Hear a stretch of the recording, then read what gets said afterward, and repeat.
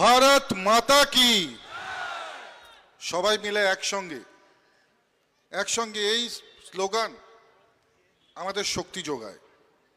এই স্লোগান আমাদের দলের কর্মীরা আমাদের দেশের প্রতি কতটা ডেডিকেটেড সেটাকে বারবার প্রমাণ করে। তাই একসঙ্গে সবাই মিলে দুই হাত মুষ্টিবদ্ধ করে ভারত মাতা কি, ভারত মাতা কি। প্রথমেই আমি মঞ্চে উপবিষ্ট মহাগুরু, মহানায়ক, মহানেতা, জননেতা, সারা বিশ্বের বরেণ্য পুরুষ সম্মানীয় মিঠুন চক্রবর্তী মহাশয়ের তার চরণে শতকোটি প্রণাম জানাই। তিনি এসছেন, কুচবিহারের মাটি ধন্য হয়েছে। তিনি যতবার কুচবিহারের মাটিতে এসছেন, এই ভারত মায়ের বীর সন্তান যতবার কুচবিহারের মাটিতে তার পদচিহ্ন এঁকেছেন, আমরা ধন্য হয়েছি, কুচবিহারবাসী ধন্য হয়েছি, আমরা কুচবিহারের সাধারণ মানুষ ধন্য হয়েছি। মঞ্চে উপবিষ্ট আমাদের কুচবিহার জেলার সম্মানীয় 5 বিধায়ক উপস্থিত রয়েছেন। সুকুমার রায় মহাশয় থেকে শুরু করে, আমাদের বরেন্দা থেকে শুরু করে, সম্মানীয় মালতীদি থেকে শুরু করে, নিখিল রঞ্জন দে মহাশয় থেকে শুরু করে, আমাদের প্রত্যেকেই, সুশীলদা থেকে শুরু করে প্রত্যেকেই মঞ্চে উপবিষ্ট রয়েছেন কুচবিহার জেলার সম্মানীয় সভাপতি অভিজিৎ দা। আমি বেশি কথা বলবো না, কারণ আজকে আমরা মিঠুনদার কাছ থেকে শুনতে এসেছি, তার মূল্যবান বাক্য, তার মূল্যবান মার্গদর্শন আমরা শুনতে এসেছি। তাই আমার বক্তব্যকে দীর্ঘায়িত করব না, সন্ধ্যা হতে চলেছে, ফিরতে হবে বাড়ি সবাইকে। তবে একটা কথাই বলবো, কুচবিহার শহরের সাধারণ জনগণ, কুচবিহার শহরের শুধু নাগরিকবৃন্দ, আপনাদেরকে আমাদের প্রাণ ঢালা আমরা কৃতজ্ঞতা জ্ঞাপন করছি। গত কয়েকটি নির্বাচনে, বিধানসভা নির্বাচন হোক কিংবা লোকসভা নির্বাচন, যেভাবে আপনারা দুহাত ভরে আশীর্বাদ করেছেন, আপনাদেরকে যতটাই বেশি কৃতজ্ঞতা জানানো যাবে ততটাই কম হবে। যেভাবে আপনারা 2024-এর নির্বাচনেও যে কুচবিহার শহরের 60,000-এর মধ্যে 40,000 মানুষ ভারতীয় জনতা পার্টিকে ভোট দিয়েছেন, তাদেরকেও যেমন তাদের চরণে শতকোটি প্রণাম জানাই। যারা দেননি তাদেরকেও ধন্যবাদ জ্ঞাপন করি, যারা দেননি তাদেরকেও ধন্যবাদ জ্ঞাপন করি। এই জন্য পার্শ্ববর্তী রাষ্ট্র বাংলাদেশ, একটু নজর রাখবেন সেখানে কি হচ্ছে। 450 কিলোমিটার আনফেন্সড এরিয়া রয়েছে পশ্চিমবঙ্গ আর বাংলাদেশের বর্ডারে। একই রকম ভাবে কুচবিহার শহরের তোরসা নদীটা পেরোলেই আর একটা বাংলাদেশ সুটকাবাড়ি সেখানে অপেক্ষা করছে, মনে রাখবেন। এখনই যদি জাগ্রত না হন, আর বেশি দিন বাকি নেই, সুটকাবাড়ি থেকে দলে দলে লোক ঢুকে কুচবিহার শহরটাকে ছারখার করে দেবে, তারও বেশি দিন দেরি নেই।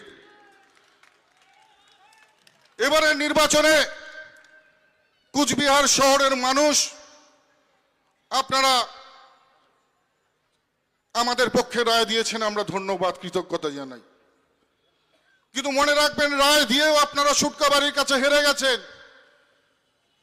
একটা শহরের সাধারণ মানুষ ভোট দিয়ে যতটা না লিড হয়, তৃণমূল কংগ্রেসের শুধুমাত্র সুটকাবাড়ি একটা অঞ্চল, সংখ্যালঘু মাইনরিটি মুসলিমদের একটা অঞ্চল, সেখান থেকে তৃণমূল কংগ্রেস এত ভোটে লিড হয়। আগামী নির্বাচনটা এবারে কুচবিহার শহরের শুভবুদ্ধি সম্পন্ন শিক্ষিত মানুষদের সঙ্গে সুটকাবাড়ির মানুষদের লড়াই হবে। মনে রাখবেন, আমরা অপেক্ষা করব সাদরে সবাইকে বরণ করবার জন্য। একটা কথা আপনাদেরকে বুঝিয়ে দেই, আমরা কিন্তু কখনোই সংখ্যালঘুর বিরোধী নই। ব্যক্তিগতভাবে আমি তো নই। আমরা চাই এই কুচবিহার শহরে যেমন মহরমে তাজিয়া হবে, ঠিক একই সঙ্গে রাসমেলা হবে। যেমন দুর্গাপূজার বিসর্জনে মুসলিম ভাইরা পার্টিসিপেশন করবে, তেমনি মহরমের তাজিয়ারাও দাঁড়িয়ে দাঁড়িয়ে হিন্দু ভাইরা উপভোগ করবে। কিন্তু যে রাজনীতি হচ্ছে, আজকে কোনো কারণে মুসলিম ভাইরা আমাদেরকে ভোট দেন না, সুটকাবাড়ির মানুষেরা ভোট দেন না, দুঃখ নেই। কিন্তু তৃণমূল কংগ্রেস আপনাদের কি দিয়েছে? বারবার প্রতিশ্রুতির বোঝা দিয়েছে। ফাঁসির ঘাটে সেতু এখনো হয় নাই, কাউসার ভাই এখনো একাই আন্দোলন করে মরছে। কেউ শোনে না কাউসার ভাইয়ের কথা, একাই আন্দোলন করছে, আর মাঝে মাঝে পুলিশ প্রশাসন দিয়ে তাকে বিপদে ফেলবার চেষ্টা করছে। এই বিধানসভা জেতার জন্য প্রধান হাতিয়ার সেরাজুল। কি অবস্থা সেরাজুলের? যখন পঞ্চায়েত দখল করতে হয় তখন সেরাজুলের দরকার পড়ে, যখন পঞ্চায়েত দখল করতে হয় সুটকাবাড়ির মাটিতে সেরাজুল দাপিয়ে বেরিয়ে ভারতীয় জনতা পার্টির লোকদেরকে ঘরে ঢুকিয়ে অঞ্চল দখল করে। যেই অঞ্চলটা দখল হয়ে যায় অমনি জেলা সভাপতি কায়দা করে সেরাজুলের ছেলেকেও ওই গাজার কেসে জেলে ভরে দেয়। এই হচ্ছে নোংরা রাজনীতি। সংখ্যালঘু ভাইরা আপনারা সাবধান হয়ে যান। আপনারা কোন ফাঁদে পা দিয়েছেন? ফাঁসির ঘাটের সেতু কে করবে? জগদীশ বর্ম বসুনিয়া পার্লামেন্টের পিছন সিটে বসে দিয়ে সারাদিন ঘুমোয়, মোয়াবচে দাঁড়িয়ে একটা বক্তব্য রাখতে পারে না। একটা টিউবওয়েল নিয়ে এসে বসানোর যার ক্ষমতা নেই সে করবে ফাঁসির ঘাটের সেতু। আমারও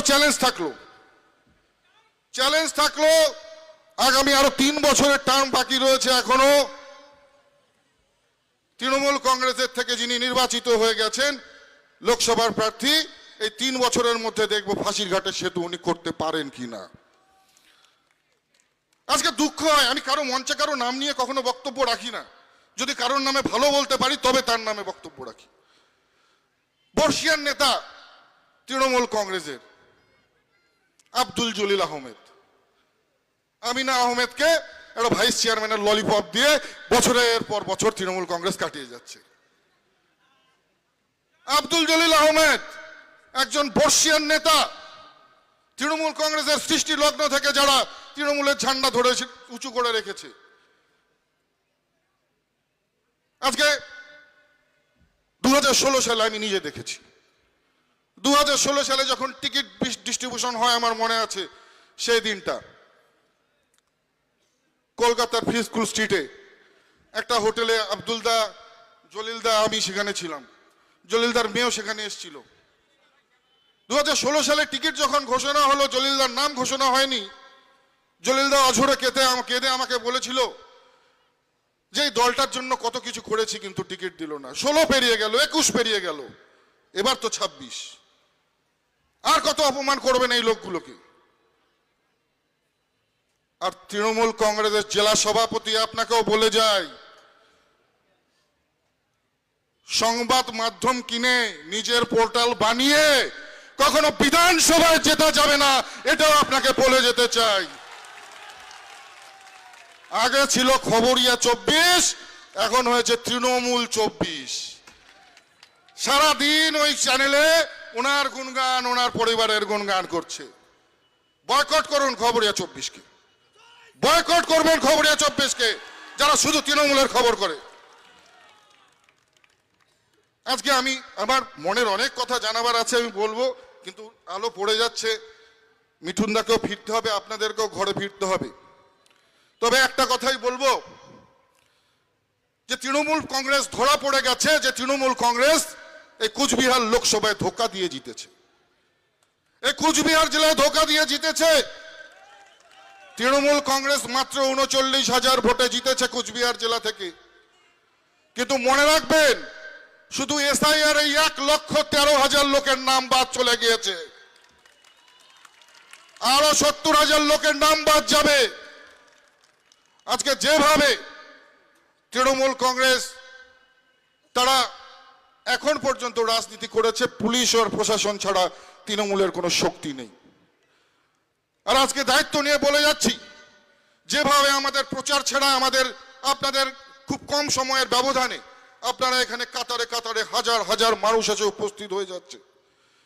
আপনাদেরকে দেখে নিশ্চিতভাবে এতটুকু কথা বলতে পারি, 2026-এর নির্বাচনে কুচবিহারের যে 9টা আসন হচ্ছে, 9টা আসন থেকেই ভারতীয় জনতা পার্টির প্রার্থীরা বিপুল ভোটে জিততে চলেছে।